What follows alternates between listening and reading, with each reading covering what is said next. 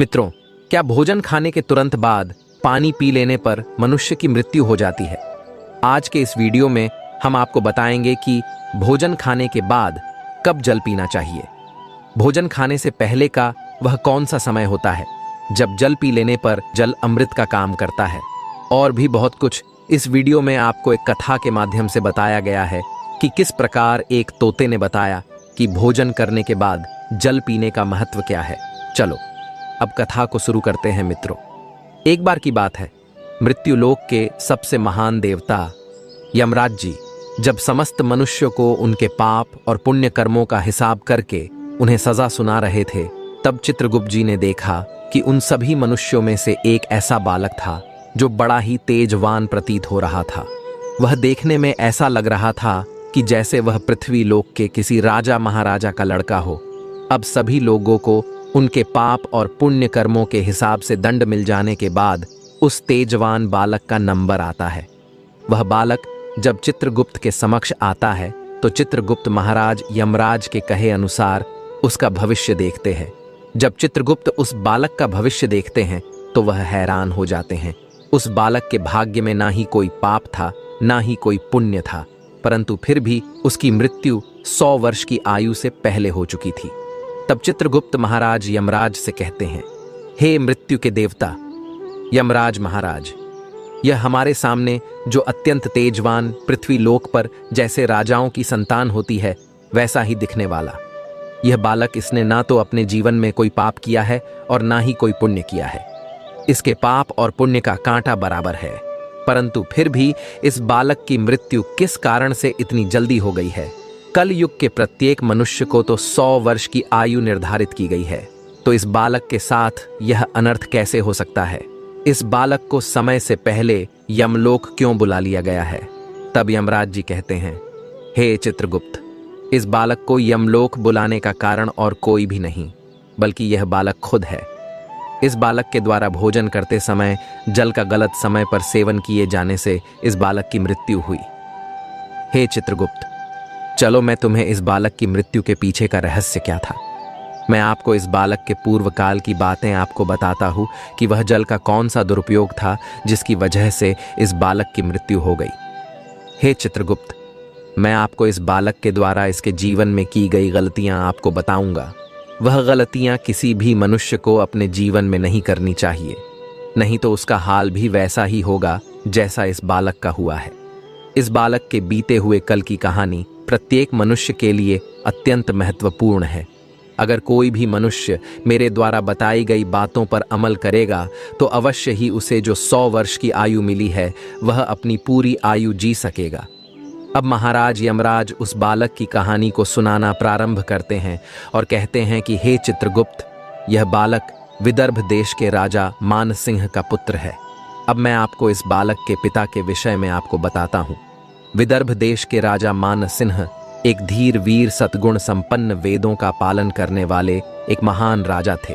राजा मानसिंह के मन में समस्त प्राणियों के लिए उसी प्रकार का प्रेम था जैसा वह अपनी पत्नी से करता था। राजा की पत्नी का नाम सुभद्रा था। राजा मानसिंह का आचरण उसकी पत्नी सुभद्रा के तपोबल और ज्ञान दर्शन से ही था। रानी सुभद्रा एक आर्षि की पुत्री थी, इसी वजह से उनके आचरण महर्षियों जैसे थे।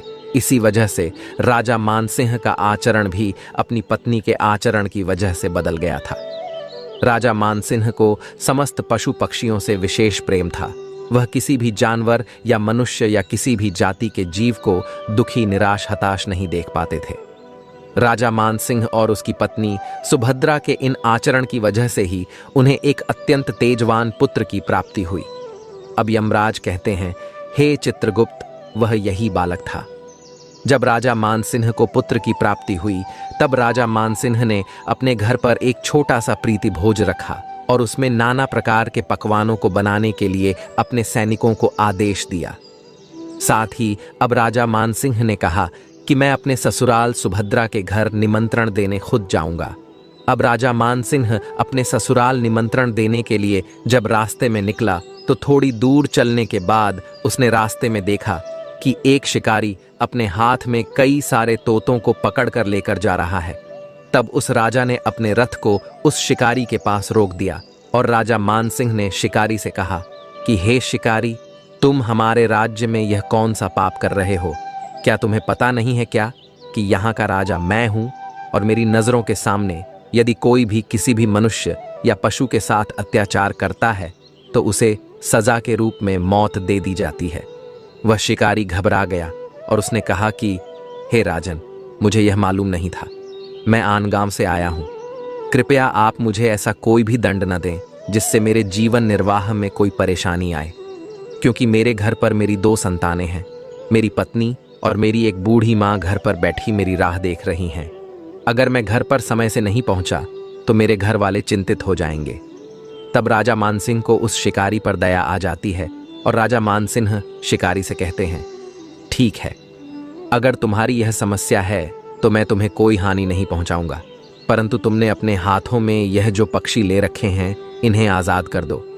अब महाराज यमराज कहते हैं कि हे चित्रगुप्त, उन सभी तोतों में से एक तोता जो था वह तोता बोल भी लेता था। वह तोता एक चमत्कारी तोता था। उसके द्वारा कही गई बातें सत्य हो जाती थीं। जब शिकारी ने सभी तोतों को छोड़ा तो सारे के सारे पक्षी उड़ गए, परंतु वह तोता राजा मानसिंह के पास जाकर उनके रथ पर बैठ गया। तोता राजा के साथ साथ रानी सुभद्रा के मायके गया, साथ ही वापस फिर से राजा मानसिंह के महल में वापस लौट आया। अब राजा मानसिंह ने भी उस तोते को अपना लिया और उसकी सेवा करने लगा। वह तोता रोज सुबह होते ही राजा मानसिंह को अच्छे अच्छे भजन सुनाता था और शाम होते ही राजा को सुलाने के लिए एक बहुत ही सुंदर कहानी सुनाता था, जिससे राजा उस तोते के आ जाने के बाद बहुत ही प्रसन्न थे।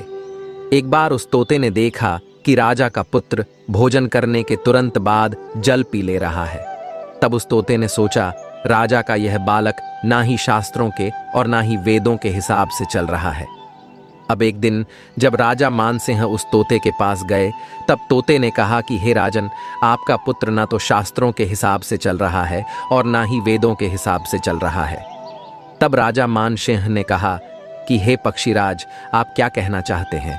कृपया यथार्थ पूर्वक मुझे समझाइए। तब उस तोते ने कहा कि हे राजन, तुम्हारा पुत्र जब भी भोजन करता है उसके तुरंत बाद ही जल ग्रहण कर लेता है।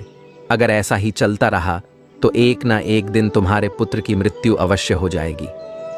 हे राजन, आगे चलकर कोई परेशानी ना हो, इसलिए मैंने आपको पहले से ही सचेत कर दिया है। अब राजा मानसिंह उस तोते की बात का ध्यान नहीं देते और उनका पुत्र नित्य भोजन करने के तुरंत बाद ही जल ग्रहण कर लेता था। जब यही प्रक्रिया 6 महीने तक लगातार चलती रही तो एक दिन उस राजा के लड़के की मृत्यु हो गई। तब उस राजा को खुद पर बहुत निराशा हुई।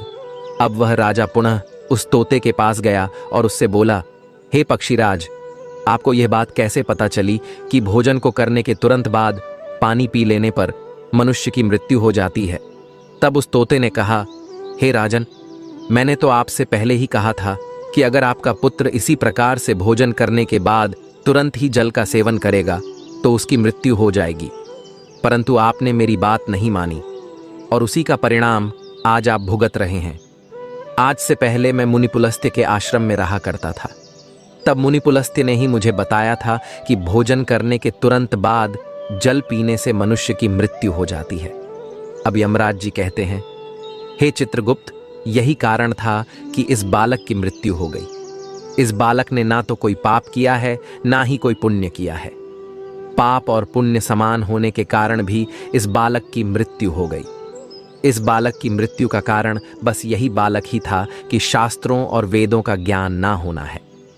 हे चित्रगुप्त, अब मैं तुम्हें बताता हूं कि कब जल को ग्रहण करने से मनुष्य बलवान बनता है और कब जल को ग्रहण करने से मनुष्य की मृत्यु हो जाती है।